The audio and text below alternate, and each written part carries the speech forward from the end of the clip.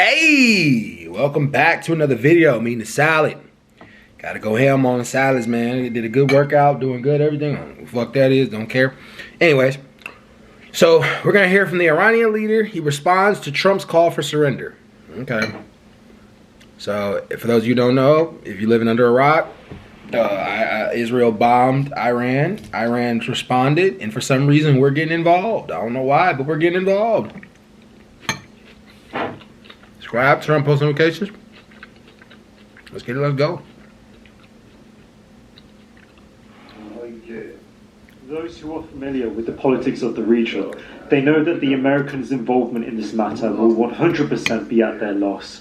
The loss they receive will probably be much more than the damage Iran will bear. If America have a military presence on the ground, without a doubt it will be an irreparable loss. They are threatening us, and they are also clearly asking us to surrender. With an unacceptable language, they ask the nation to surrender, and they ask us to come and surrender, which surprises us. First of all, they should threaten someone who is scared of their threat. The nation of Iran has shown that it does not feel intimidated by the threat of those doing the threatening. Moments ago, Iran's supreme leader addressed his nation, saying Iran will not surrender. Said he ain't scared. Oh shit.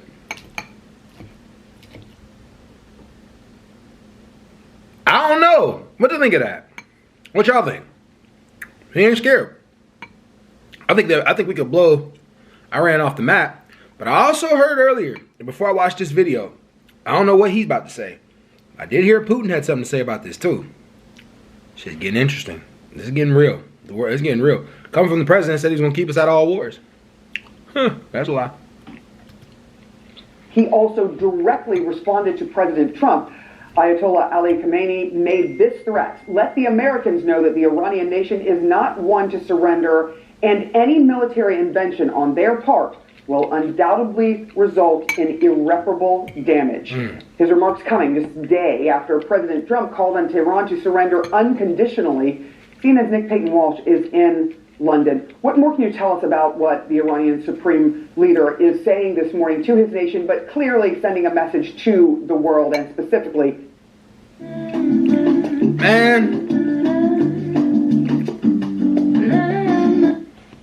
the United States? Yeah, his second public comment since this conflict, this phase of the conflict began on Friday. And I should say, yes, while the rhetoric is fiery, it's not the most combustible language we've heard coming out of Tehran. And indeed, the irreparable damage, he says, that will be done. He doesn't necessarily say it will be done to the United States bases, for example, in the region. He doesn't, as far as we know at this point, appear to even mention President Trump by name. And also, too, the version we're seeing is a statement that's been read by a female anchor on state news broadcasting. So an interesting set of nuances here, but the words themselves are that the Americans know that the Iranian nation is not one to surrender, and any military intervention on their part will undoubtedly result in irreparable damage. Those who are wise and familiar with Iran, its people and its history will never speak to this nation in the language of threats, and that of course comes after Trump himself suggested that Khamenei was an easy target and suggested they would hold off killing him for now, and demanded unconditional surrender. Now, I think many long-term observers of Iran would say to you that highly unlikely. Trump said they will hold off killing him for now? Oh, man. At any stage, you would hear the Ayatollah or anyone in his security circle accept the notion of unconditional surrender, and how, of course, will that even practically occur? This is crazy. With Israeli jets in the sky. But this statement, I think, it's clearly putting Iran in a position where it's not about to suddenly kowtow to any specific American demand. It is clearly not looking publicly here or beseeching America for some kind of diplomatic off-ramp. But you've got to bear in mind too, Sarah, the position and condition Iran is currently in. A significant part of its military and indeed nuclear scientists having been killed, that hierarchy gone, disrupted, even the replacement chief of staff of the military killed in just the last 24, 48 hours. Khamenei himself clearly dealing with the most existential crisis indeed of his career, with the Natanz enrichment plant heavily damaged, according to UN inspectors, speaking in the last 48 hours by these Israeli strikes. And so they're now looking, I think, at their military arsenal. What indeed do they have left?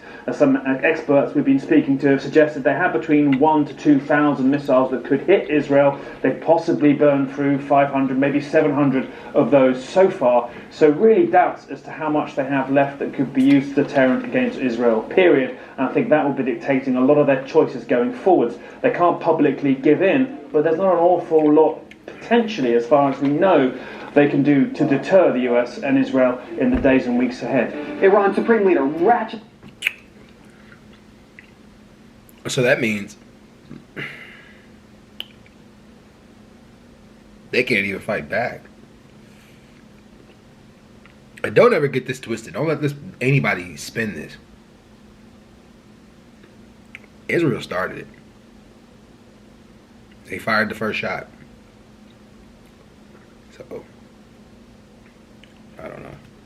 Ratcheting up its war of words with the U.S. this morning. The U.S. military now surging its troops in the region. And two sources, CNN says President Trump is increasingly warming to the idea of the U.S. using its military to strike Iran's nuclear facilities. Iran ramping up tough talk, as we mentioned just a short time ago. Iran's supreme leader warned that if the U.S. gets involved in the conflict, it will cause irreparable damage. That comes after President Trump said the Ayatollah would be an easy target and demanded Iran's unconditional surrender.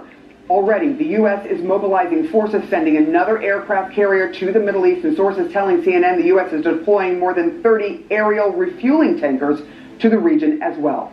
Overnight, Israel says it launched a new wave of strikes involving more than 50 jets on Iranian centrifuges and missile production sites, and new before and after satellite images obtained by CNN show the damage that the airstrikes have caused to Iran's military facilities. CNN chief international anchor Christian Amanpour joining me now.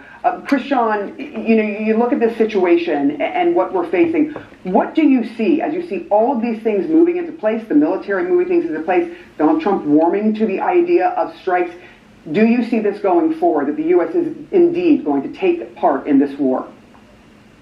Look, it's hard to tell. Donald Trump says certain things and he's making decisions with his closest advisors, and we don't know, sometimes from one day to the next what it will be. But you're absolutely correct that all the signals point to Donald Trump deciding to take part. And apparently, according to what you've just reported, and it's crazy because Senator Trump embarrasses his own staff.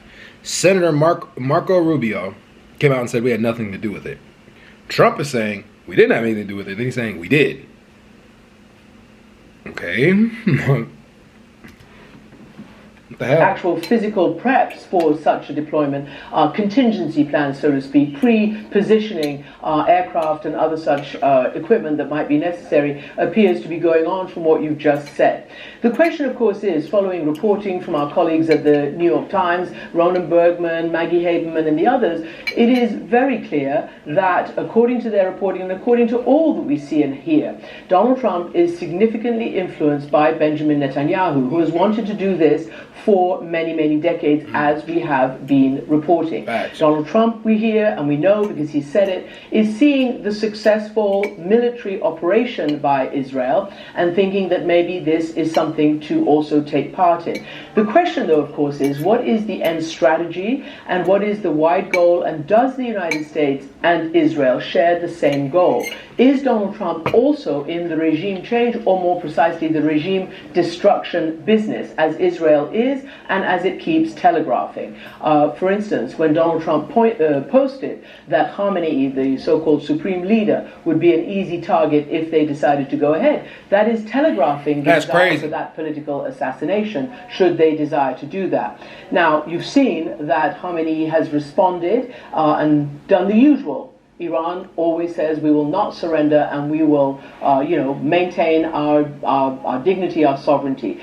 The issue is with the Iranian people right now. There is a good deal of fear and panic. I have my own friends and family, not to mention others who I'm in touch with there, who are trying to follow instructions. It is impossible to evacuate a city of 10 million people. Just impossible. It's a completely irrational thing to say. So analysts are saying this is a... This is scary shit for those people, man. I feel bad, man. I feel bad because they don't even want to be part of this. a sort of a psyops, if you like. They're just dragged into it. Cause as much panic and chaos and damage to the regime's control right now by threatening, that many people, or subliminally threatening that many people, by bombing in various areas that may or may not have military targets, but also have quite a lot of civilian targets, many residential neighborhoods, and also by cutting and disrupting and hacking a current the financial system, where it's getting more and more difficult for Iranians to be able to get money out. They also don't have enough gasoline, even if they wanted to get into their cars, to actually escape en masse as they are being told to do. Wow. So this is the situation on the ground, and the real question is, what is the strategy? What is America's end goal, and what is Israel's end goal, and do they align? Yeah, those are really good questions that need to be answered. There's also this question that I wanted to talk to you about, because you are in touch with people in Iran, and you've been... I just wonder, this is probably going to be the biggest decision of his entire presidency, right? This is going to be the biggest decision of his entire presidency. Are you going to bomb Iran?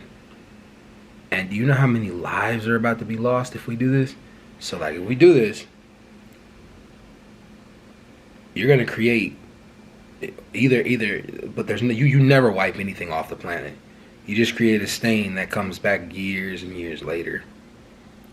This is deep, man. This is really tough to come up with a thought on this. I just think hopefully everybody in Iran is safe.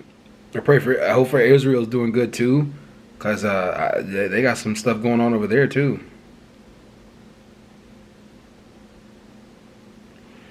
The Iron Dome is kicking off the way it needs to kick off, but still, I know the people are scared, but anyways, y'all. All right, I'm out, y'all. Peace.